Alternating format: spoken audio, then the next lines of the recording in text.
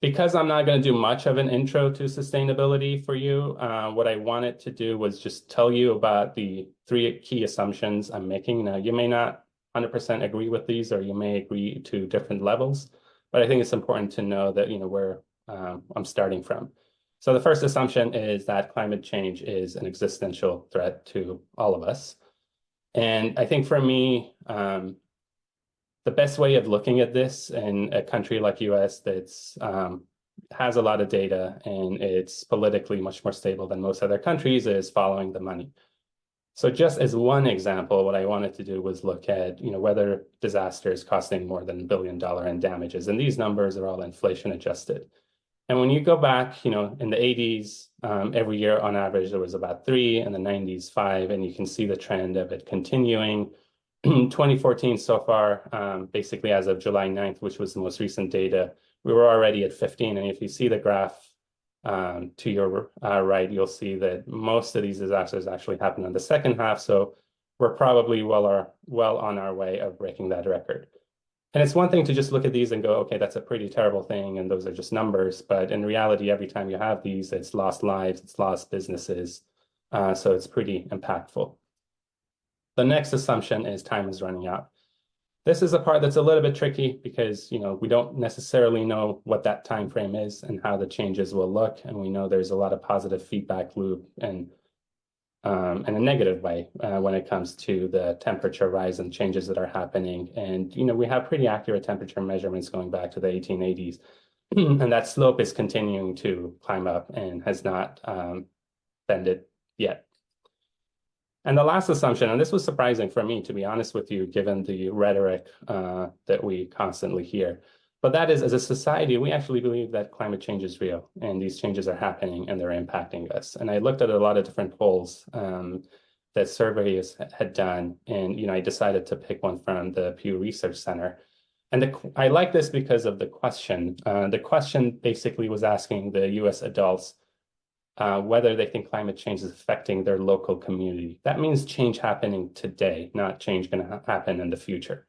And 61% of US adults felt that their life is being impacted. Their communities are being impacted. Now, obviously there is some differences based on political background or the region you live in, but as a whole, we do think that this is a real problem.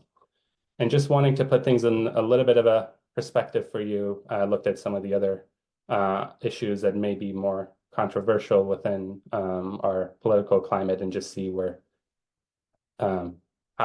people stand on this in terms of the percentages, so you have something to compare. So 63% believe we need to have coverage for all, 63% believe abortion should be legal in all or most states, 59% support immigration and that they think immigration makes the country stronger, and 58% favor stricter gun laws. So the 61% is sort of right in the middle of that. So the question that I really wanted to ask, and this is sort of the meat of the presentation, is why is nothing happening? And you may push back and go, there's a lot that's happened over the last few years, even maybe in your own personal life, driving an electric car or having solar panels, or, you recycle and you compost and etc. But the reality is this is not really about an individual or the local microenvironment. This is much bigger than that. And when you look at big scale, not much is happening. So just as a brief example, wanted to take a look at 1994. Ace of Base was top of the music charts. Lion King was killing it at the box office, and that ugly car over there was the best-selling car in the country. And at that time, 80% of our energy was coming from fossil fuels. And then you fast forward 30 years later, where you got all this talk and conversations about solar panels and wind energy and electric cars, and guess what? 80% of the energy still comes from fossil fuels. And interestingly, that percentage really has not changed much since the 1900s. And so, yes, we are using more renewable, but we're also continuing to use more fossil fuels. And what's really fascinating about this is the fact that, excuse me, sorry, GDP in 1994 was around 9 trillion, and in 2024, it's 3 times as much. So it's a lot more fossil fuels that we are burning. So back to the question, why is nothing happening? I'm wanting to focus it a little bit more on healthcare. I'm going to give a little bit of examples, from myself.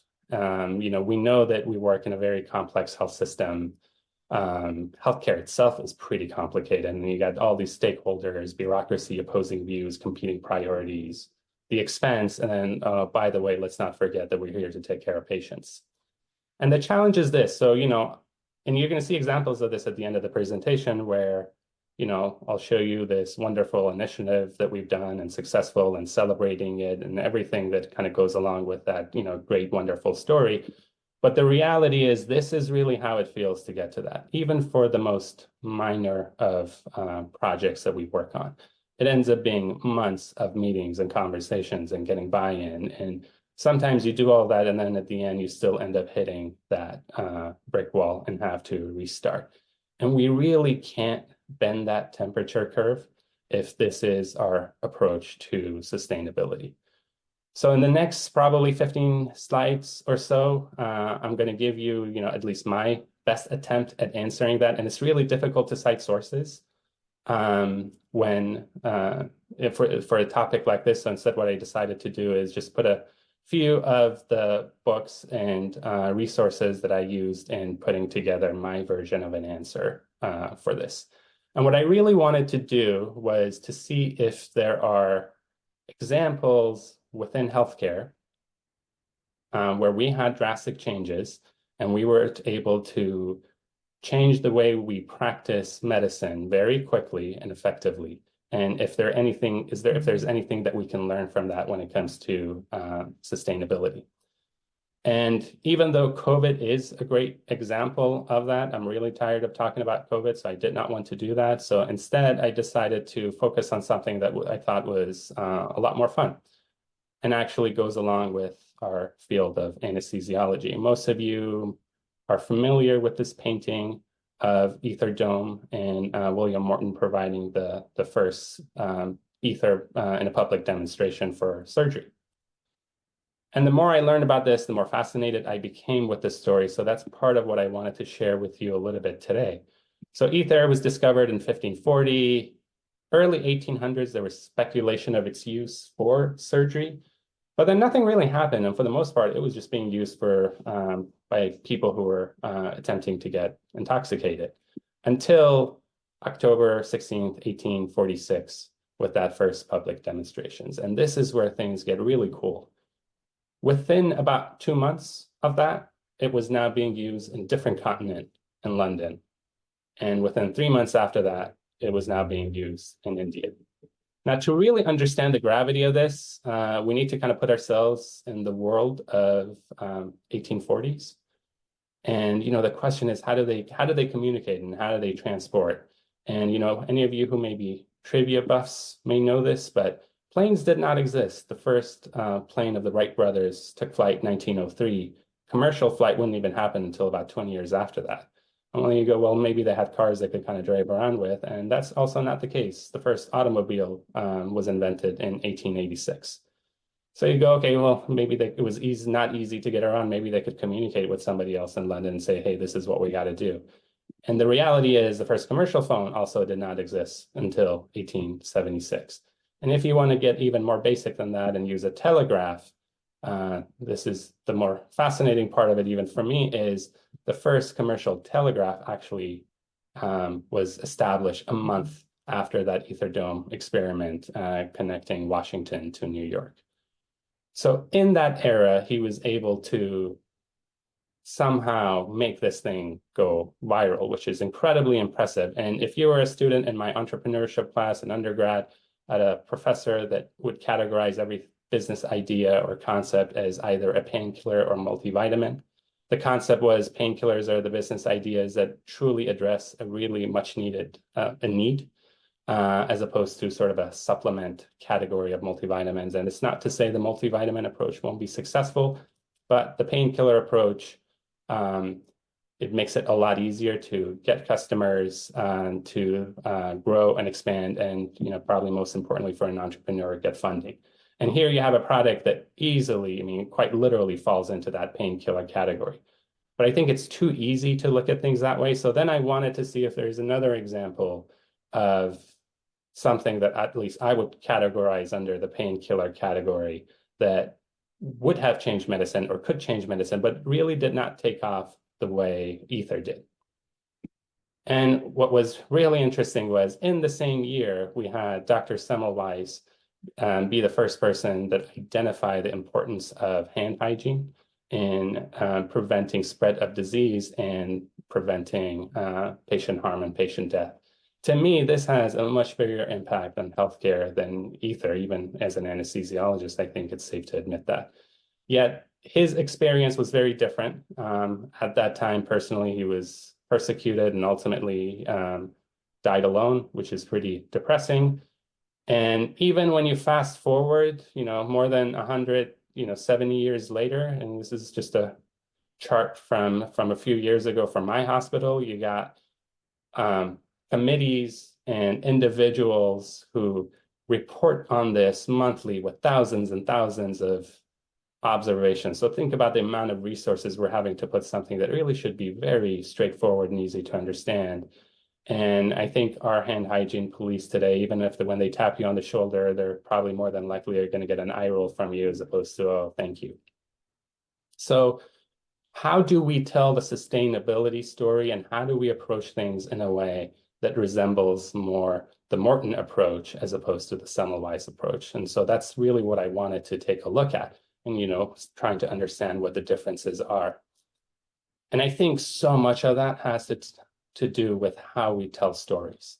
Storytelling to me is incredibly important in how we get things accomplished. At the end of the day, we're humans that need to connect. Stories help motivate us, help create curiosity, and have us take action on what we need to do. And part of the problem with sustainability is that storytelling component really has not been what we want it to be. When I look at most of the things I see, it's either this doom and gloom picture of this lonely, skinny polar bear that, at best, what it would do is probably make you feel sad, or, in some individuals even create anxiety. But that's really it. That's never going to really motivate the mass to do things differently. And then you got these other stories with numbers and statistics that just really don't make sense and are hard to relate to. And then finally, you got the group that says, we've always figured out a way to solve problems because we're smart and intelligent and technology will save the day. None of these really are going to do what I wanted to do in terms of pushing the agenda forward in terms of becoming sustainable. So not that long ago, I was listening to a podcast where the speaker said this line. So I'm going to use this as an example. She said, in the last 30 years, mountain glaciers have lost 6 trillion metric tons of ice. And at that time, I thought, oh, this is really important. And I wrote it down, and later on wanted to use it for a presentation. And I kept looking at it and really could not understand what this meant. And I think this goes to the heart of the problem with the storytelling. So we're going to use this as an exercise. I would have loved it if this lecture was in person and not virtual, because then we could have had some fun with it, but we're going to go through it, by examples. So one of the problems with the storytelling of sustainability is understanding time. Using my car as an example, I had my catalytic converter be stolen while I was working at the hospital one day. And it was very easy to see the moment I got into the car that something was different. It was fine when I drove it in. It's not fine now. I understand that time period. But if you were to tell me that for all these years that I've had my car, I got to do these repeat oil changes, and over time there's going to be wear and tear. And at some point the car is going to die. It's really hard for me to grasp that idea. So what people have done really are these photos that you all have seen many times, these before and after photos. And, if you live in that environment, or if you care in that environment, maybe it impacts you. But again, it doesn't do what we want it to do, which is motivate people to take action. The other problem with these types of statements is the scale of the number, right? So 6 trillion metric tons. And what does that really mean? And because we all now think artificial intelligence is going to take over and it does things way better than us, naturally, I decided to ask ChatGPT of how do you explain 1 trillion metric tons to anesthesiologists in a way that's relatable. And it started off pretty good because it said that, you need to use comparisons and analogies related to our field. So then it decided to give me an approach that kind of took a bizarre turn. So it assumed, we care about human brain and somehow did some funny math with the number of patients that we would be putting to sleep to achieve 1 trillion metric tons, and magically came up with a number that is even significantly higher than the 1 trillion metric ton question or concern that I had. And I thought the last line was very hilarious, which said, that number is almost unimaginable, even in a bustling hospital setting. So since this isn't going to fix the problem, I decided to see if I can maybe, take a stab at it myself and see if I can do a better job. So what I decided to do was take the largest land animal that we all know, the African elephant, and assume the largest possible elephant size and try to see how many of these elephants do I need to put together to get to 1 trillion metric tons, and maybe that will give me an understanding. And I'm sad to say that that experiment also failed because the answer was 147 billion elephants. And now, what is 147 billion elephants? And I hope I'm able to convey the challenge associated with a lot of this type of work. I ended up, just for fun, going back to OpenAI and using DALL-E to ask it to draw me 1 billion elephants and put them in a box. And honestly, I think I relate to this more than anything else that I've shown so far about this. And this is where storytelling, again, can have such a big impact when we talk about numbers or concepts that are not easy to understand. And I thought, apologies, I thought the approach of looking at anesthetic gases and calculating that impact in a way that an average Joe who is not even providing anesthesia can understand in terms of miles driven by an average car was just genius. And to be very honest with you, that's probably what made us move towards removing desflurane from our anesthesia machines. I don't know what the global warming potential of desflurane is. And even if you were to tell me that, I would probably forget it in a few minutes. But it's easy for me to understand what it means to be driving from LA to San Francisco in my car and what that's doing to the environment. And then the last part of the problem when it comes to some of the storytelling is, what is the individual's role, right? Who is that story being told to, and what do you want the audience to do?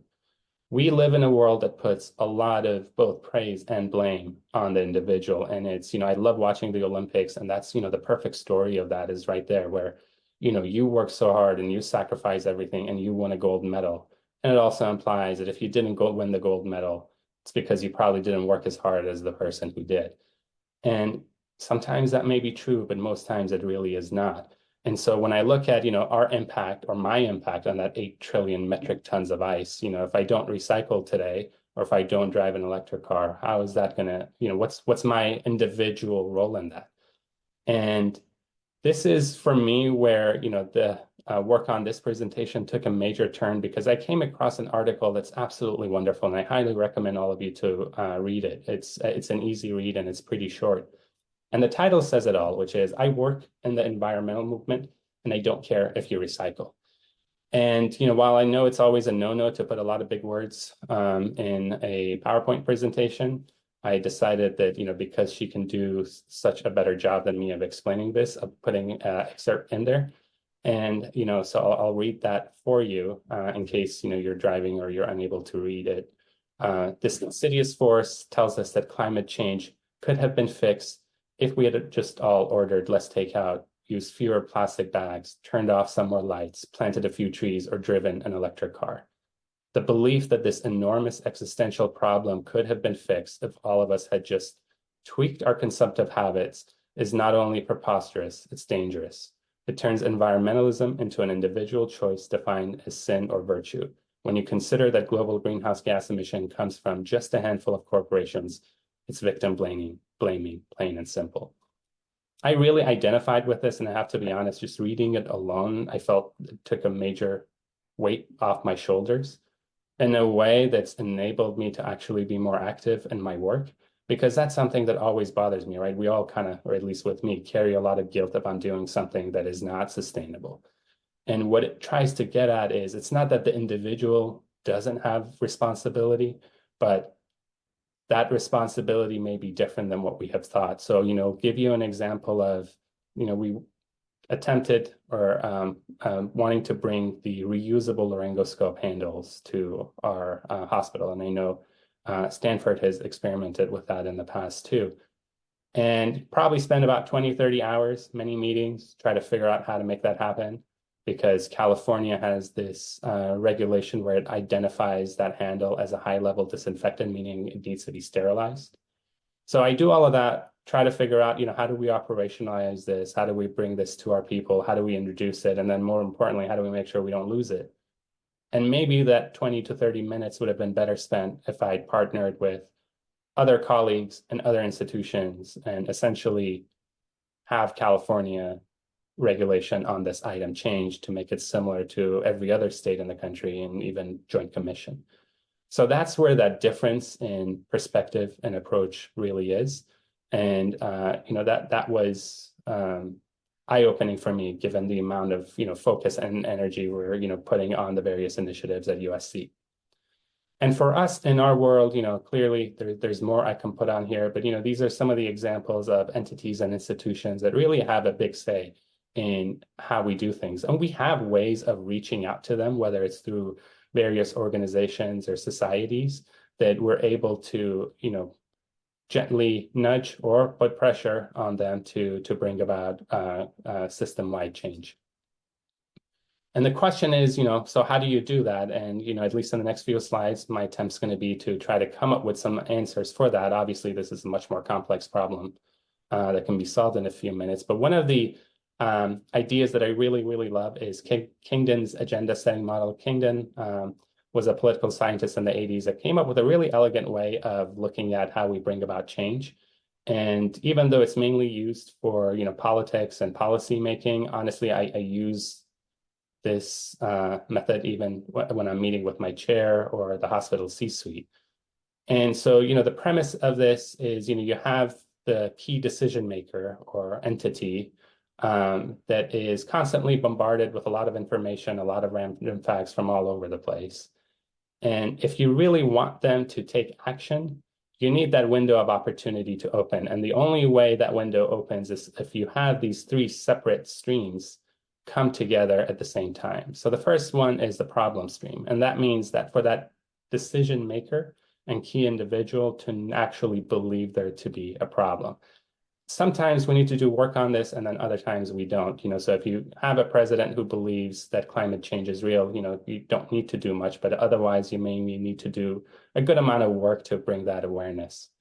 Next, I'm actually going to talk about the last stream that you see on there, which is the politics. And that has to do, at least in the world of governments and policymaking, has to do with the mood of the electorate. But in general, how does the group feel about it? So even if it's a department of anesthesia, what does the rest of the group or residents, attendings, and CRNAs feel about this problem?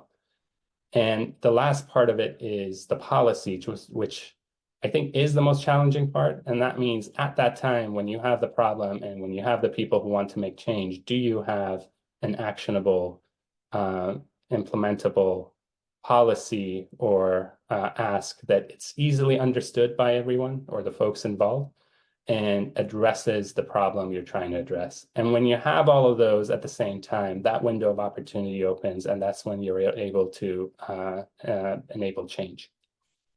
This also plays nicely to a slightly different topic that was popularized by Malcolm Gladwell in his book, The Tipping Point, kind of a play on Rogers Everett law of diffusion of innovation, which talks about how as a society we consume technology and how it gains widespread use.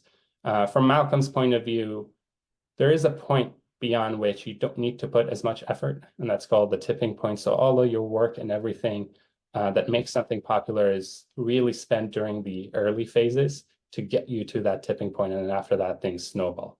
So if you want to look at sustainability from a very optimistic point of view, maybe we are at that sort of innovator early adopter stage, and all we have to do is kind of get ourselves to that tipping point. The challenge, I guess, I have with this is, we have been at it for a few years, and as we mentioned earlier, one of my assumptions is time is running out. And at least in healthcare, we know when a new technology comes on, it on average takes about 17 years for wide adoption. So, I don't think we have the luxury of time to wait 17 years for something to change. But To Malcolm's point, there's three key factors here. So one of the things to realize is getting to that tipping point doesn't need a lot of folks. It's few individuals, and they may not even need to be leaders that are able to push the needle.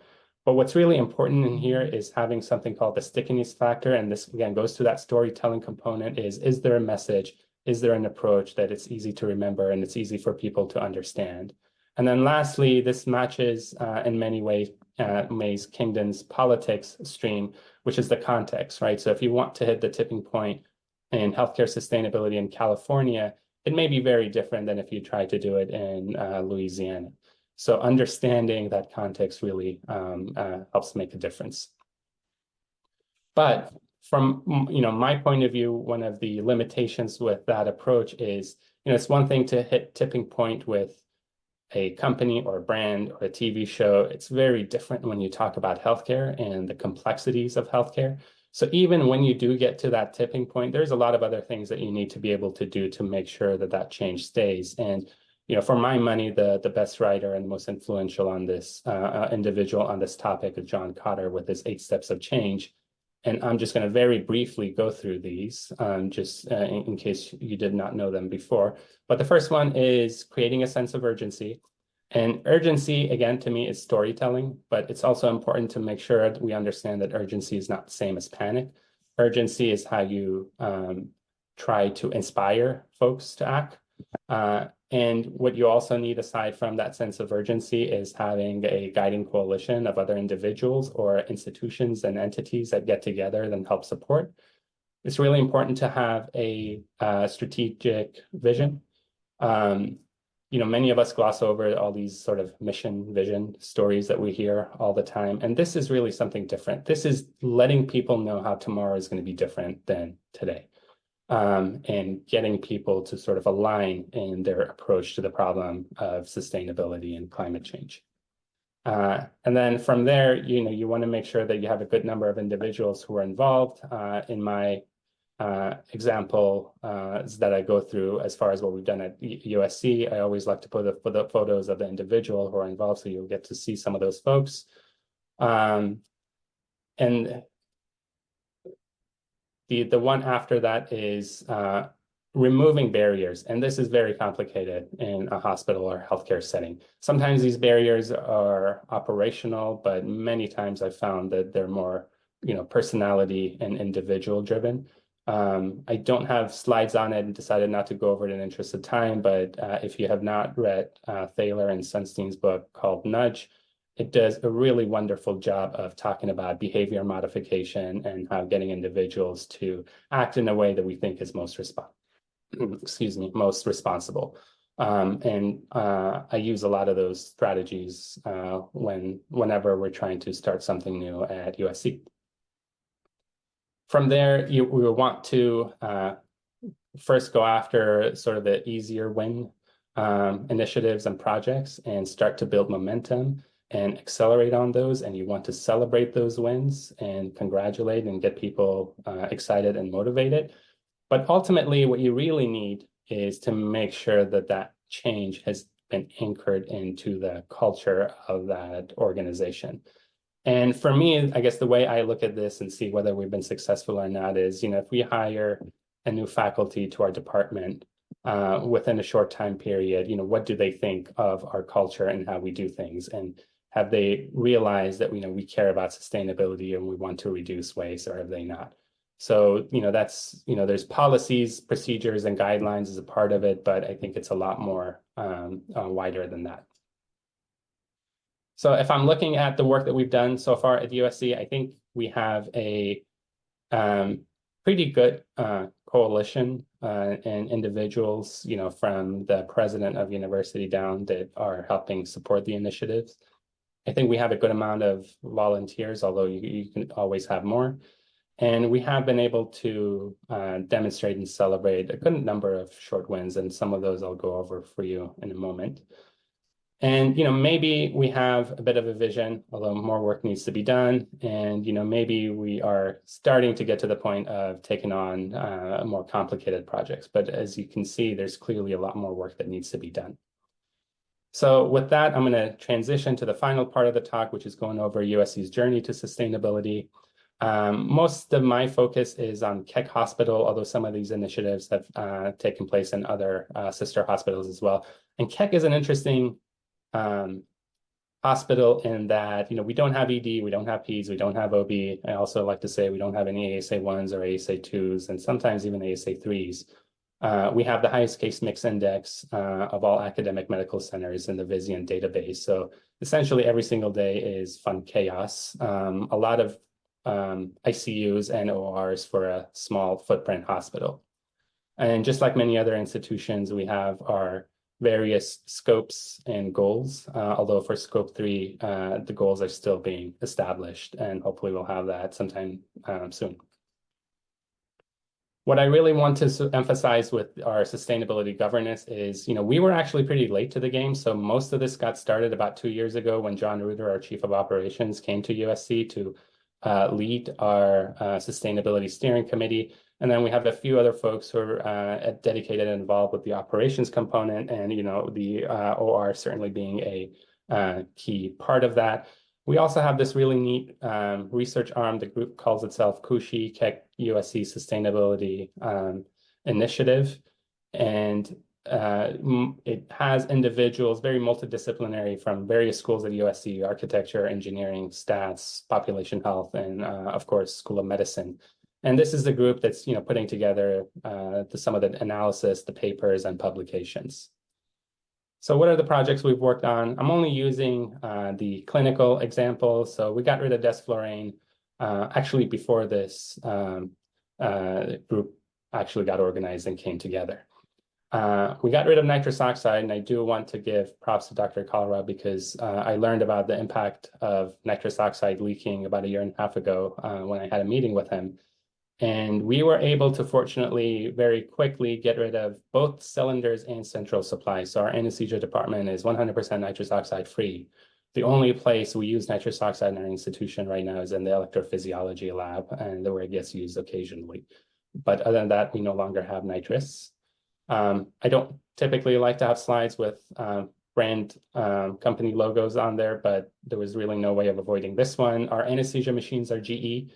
And we really wanted to figure out a way to reduce the anesthetic agent waste.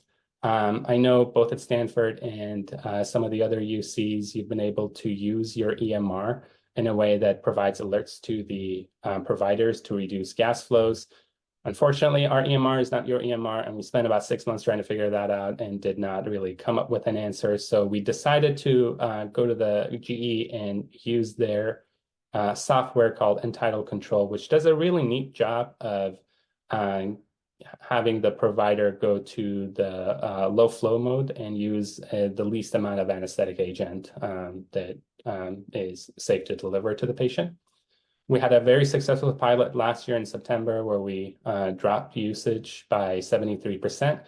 And so the hospital leadership was willing to invest heavily into the software upgrade, and we go live with it in August 12th. Another project for us was reducing propofol waste, and I really, really wish I could say we use propofol or we use syringe pumps for propofol, and we don't. We actually don't really use much of syringe pumps anywhere in our institution. But we did some behavior modification in our areas of high usage, such as our endoscopy center or outpatient surgery center, by kind of strategically deciding where we're going to place what bottle. And through that alone, we were able to reduce the propofol waste by about 50% in our endoscopy suite and about 40% in our outpatient surgery center. And when we were looking at endoscopy, we noticed that, hey, every single one of these patients who's coming in for a colonoscopy or endoscopy is getting these disposable pulse oximeters, and why not just switch to reusable? So this was one of the easier changes that we made, and even this probably took about 3 months of figuring out. So significantly less trash generated.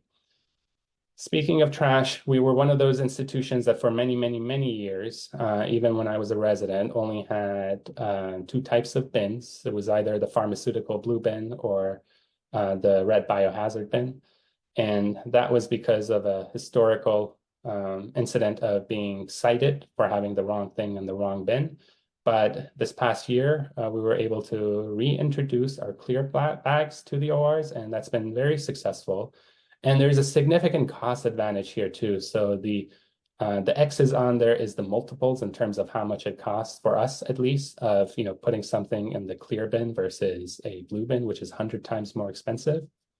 And then one of the big areas of opportunities for us that we still really don't do a great job, but I hope there will be change with that soon, is our reprocessing bins. And I think some of that had to do with the company that we work with that we will be changing soon. So hopefully there will be better numbers to show for that in the future. One of the other areas that we're very proud of is the work done in our pre-op clinic in reducing unnecessary workup. Now, this didn't necessarily get started as part of a sustainability initiative, but it's been a work that over the last few years especially has really taken off because we're adding that angle to it as well. And while the patient volume has continued to increase year over year, our team has been able to significantly reduce the number of unnecessary workup without impacting patient care the morning of or the day of surgery. One of our anesthesiologists was bothered by all the stuff that we had in our central line catheters kits that we opened and then we threw away and did not use because those kits weren't necessarily designed for a patient under anesthesia. So we decided to work with a company, and what we were told was, you ask a company to customize their kit and suddenly they're going to charge you more. So what we decided to do was, I was around that time, I was going to give a sustainability grand round. So I invited everyone in the company to join the grand rounds. And after they joined, they actually reached out to us and said, we want to work with you. So we'll remove the stuff that you don't need. And we were actually able to get a discount per kit than we were before. So that's been really wonderful. I actually used one of these kits for the first time. They just came into circulation in our health system over the weekend for a case. So that was really good to see. From there, Dr. Laney wanted to work on bringing in our reusable laryngoscope handle. So that's a project that I told you a little bit earlier about. I am really, really nervous about losing these the moment we go live with it. So we'll see where that goes. One of the USC researchers was troubled by all the nitrile gloves that we use and throw away. And, USC has a good amount of research labs, and many of these research labs, they're not touching human tissue. So these can right now just go into regular trash. So she worked with a company that was local in LA that would recycle them and turn them into, playground items. And that pilot was successful. So they're hoping to expand that. We also had a successful pilot with isolation gowns in our ICUs. And because of that success, currently there's contract talks with how we can switch to reusable, disposable, or reusable isolation gowns for all of our ICUs. There is a video here, which I will not click on in the interest of time, but it's our nurses doing a video and proud of the work that they've done with our sustainability initiative. We're CAG nurses.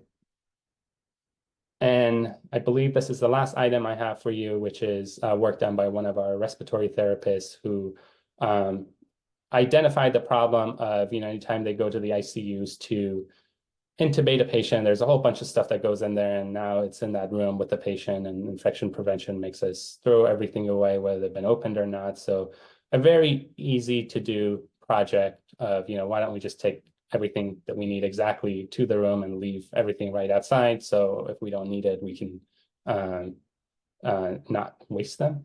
And, that was also very nice to see. And we implemented that in March, and it's currently in use. So this concludes my talk. But what I was really interested, was, where do I go from here? Where do we go from here? And if I was going to give you this talk a month ago, I would list about 50 other projects that our team is currently working on and, is proud to be working on. But, after having really thought about our sustainability movement and what we really need to do and where the focus needs to be, I'm starting to change my approach and philosophy. And it's not to say that individual work in the institution shouldn't happen. It should continue to happen. But that sort of wider force and wider push and collaboration with other organizations and other institutions to be able to bring about change is really, really key.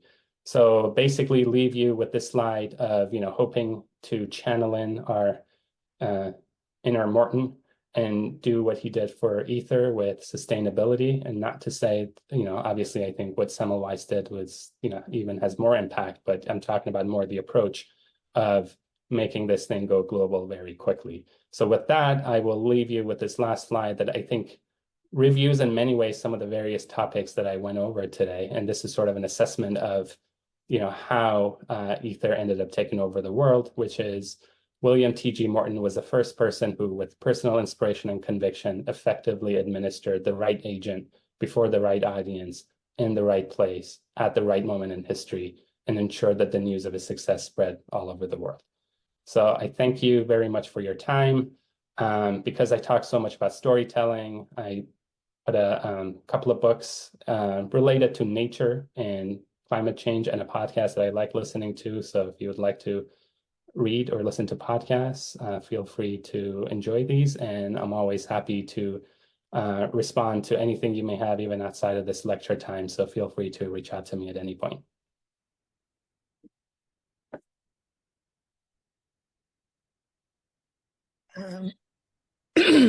Thank you, Dr. Motamed, for an excellent talk.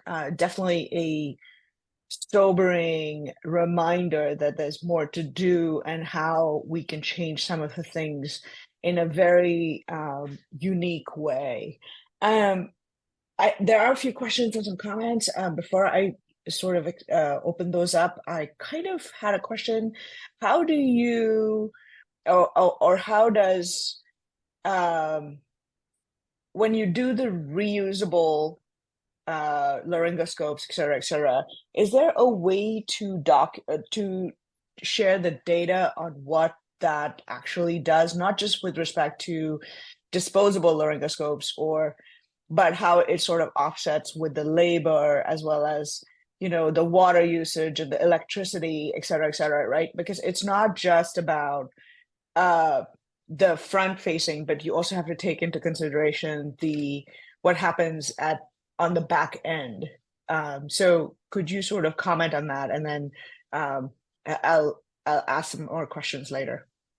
Thank you. That's a great question. I'm going to adjust my screen a little bit because didn't think about this lighting hitting my face mid-lecture, but it's a great question, and that's part of the challenge of looking at any kind of sustainability initiative. It's easy to just look at one point in time and say, oh, this looks great. But the key thing here is to do sort of the cradle to grave approach, which is look at a process from its beginning to the end.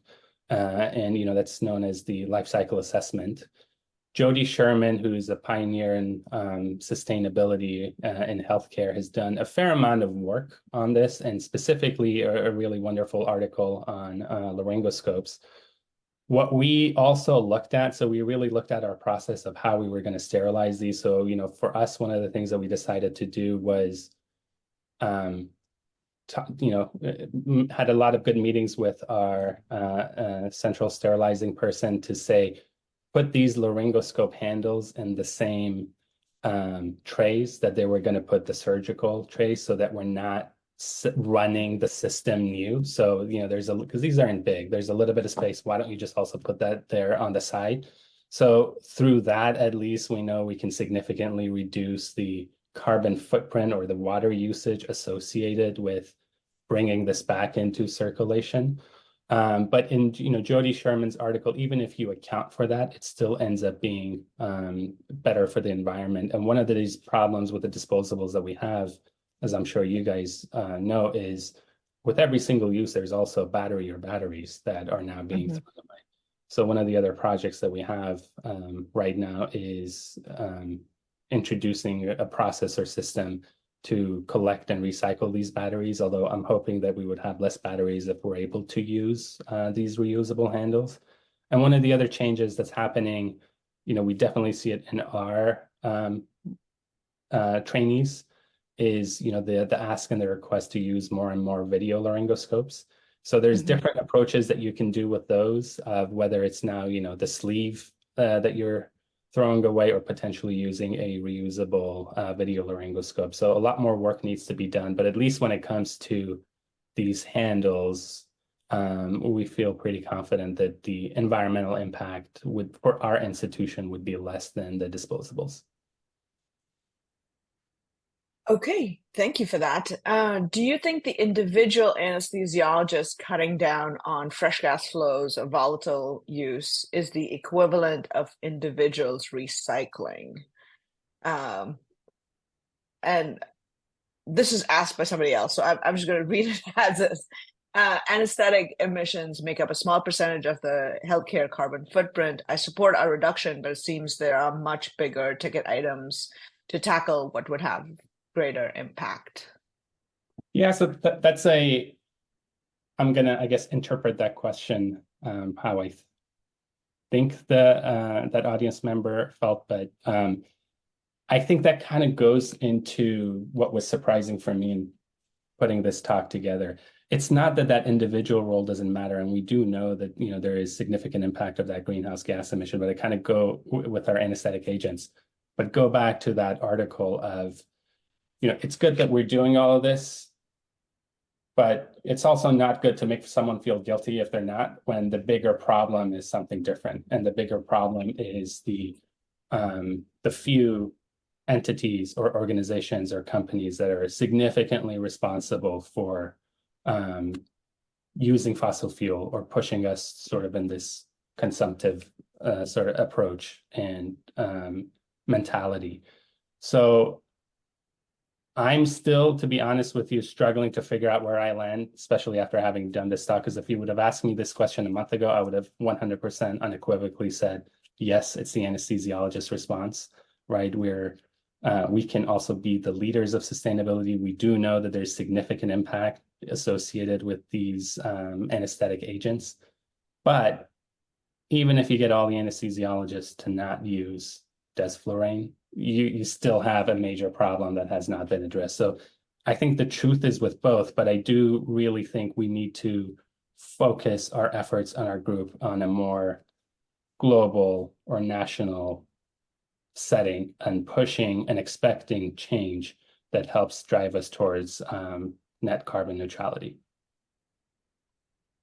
Yeah, and then of course there's the whole thing of AI, right? Even though we all use AI, I do believe that AI with all the servers running are probably also contributing to the fossil fuel and helping balance the fossil fuel versus renewable energy. Um, anyway, so here's another question. How do you think about the unintended, unmeasured consequences of trying to mitigate climate change? For example, if we switch to 100% Tiva, what if all the glass vials and shipping of those vials outweighs the waste from an equivalent volatile anesthetic? I believe this has been studied before, but in areas where it hasn't, how do we avoid cures that are worse than the disease? Yeah, I agree. And I don't have a great answer for that. Part of the problem sometimes with these various approaches is we don't have information. We were trying to do a LCA study with a company that makes reusable laryngoscopes. And, if they're not willing to share information, it significantly limits you in terms of understanding what goes into making that. Sometimes you can make assumptions and they're individuals, that's their job of trying to figure out, okay, when the company doesn't give us information, how do you kind of go to that and find that information? But to me, this again goes to, a little bit of the approach with the storytelling component of, you can tell stories in many different ways, right? And, we can talk about, the cure is going to have more harm. And you can spin that story and push that, or you can do it the other way and say, what, this is what we need to do. And the facts kind of get lost in between. So I think it's really critical for the individuals who are really doing all the hard work in this area of doing proper LCAs. And there are ones that exist that we can kind of rely on. But it is in healthcare, it's a growing field. These LCAs have existed in other industries for, many, many years. But in healthcare, I think that's the area that we need more research on. And then once that research is done, for individuals to figure out how do you weave those numbers and that research in this story and a vision that others can act on and follow. Thank you. You alluded to the elephant in the sustainability room being a few corporations. Any thoughts on how those corporations can be influenced to adopt sustainability goals? And I mean, if you're talking about oil and gas, I think the first thing is that there's the biggest use of fossil fuel is probably manufacturing, right? And after that, much less is 30% of all fossil fuel usage is manufacturing, and less than 3% is jet fuel. So let's go with first that. And then how do you also, where do you weigh in with the in-person conferences and all these in-person meetings that we're being asked to fly to, whether it's societal work or any other? Because that's our sort of, I'm not sort of trying to make this sort of put you on the spot here, but it's just a conversation that we all need to have as a society. No, I love it. And again, I have my thoughts on it. I don't necessarily know if they're correct. To the first part of what you asked, I think most of our efforts should be made to put pressure on the individuals who are making decisions at a much, kind of global national level, right? So 2 years ago, the Inflation Reduction Act was passed, which earmarked a significant amount of money for developing green energy, which was monumental in how it was. But one of the things that was interesting when that happened was, Biden needed 50 votes, and the 50th vote was Senator Joe Manchin from West Virginia, who is a Democrat, and at that time had received more money from oil and gas companies than any other member of Congress. So really, really pushed for concessions for oil and gas companies. So on one hand, you had this, IRA that, all the environmentalists were excited about. We're going to bring all these changes. We're going to put pressure on these, oil and gas companies. And it ended up changing just by the nature of how the electorate is and how our system works, right? So I think where we have a say is essentially our vote and the individuals that we've elected as representatives, because you and I are not going to be able to figure out how to, have ExxonMobil do anything differently, or even the manufacturers. There's examples of this, if you look at, for instance, like the cigarette industry and smoking cessation and needing individuals or governments or groups that will help protect the citizens. To answer your question about, virtual or in person, it's tough because it's not, part of our existence is connection. Part of what we do is being able to relate to one another. And we do that in person and we don't do that virtually. So, from where I stand on it, and any meeting that doesn't need to be in person, I always elect to do it virtually. But if there are times where you need to have that meeting be in person, right? If you're talking about, let's say, a society meeting, I think from my point of view, that's where all the collaboration, the networking, the conversations, the lunches and coffees that you have with individuals you haven't seen in years happens. And that's what helps grow our field. But if I'm having a meeting about changing a policy in our ORs, that does not need to be in person. I'll do that, virtually. So I guess it's sort of an answer without giving you an answer, but that's part of the problem that we have.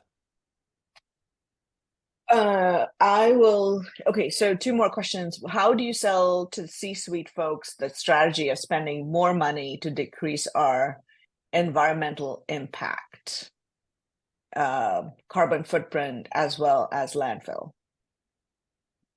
Our approach has been twofold. So one of the areas that we really focused on is initially tackling projects that save money, and really, really making sure that we're collecting that data and putting that data forward, right? So if we now have that clear bin that costs 100 times less than the blue bin, there's a dollar value associated with that. So, and that adds up. So every time we do any of these projects, our program manager for sustainability is, tallying all of these numbers. But there are times where you need to make an investment that's pretty significant so that GE software upgrade that we were able to get was, you know, close to $1 million, which for a hospital system to say, I'm going to buy you a software upgrade for that amount is pretty insane. But I did a presentation for our CEO and the leaders of our health system. And what sold him was the story of the car burning gas. He doesn't know anesthesia. He doesn't know anything about what any of this does, but he understands what it's like to drive a car. And for him, that made a big impact. And in fact, he then told me, I want more of these stories as you do more of these projects, because this helps me when I'm going to the board and when I'm talking about, what we're doing and why I need to fund different projects, right? So I think, again, I know I keep saying this, but I think so much of this, our ability to be able to have change and improve goes to how we communicate and how we're able to connect with individuals and how we can get buy-in from people who may not really know what it is that we do. And on that note, that was a fabulous presentation. I really enjoyed your storytelling abilities. Keep up the good work. And with that, happy Monday, everybody, and we will see you next Monday. Thank you, everyone. And if anyone ever wants to reach out, please feel free to email me. I would love to get more feedback and your thoughts. So thank you.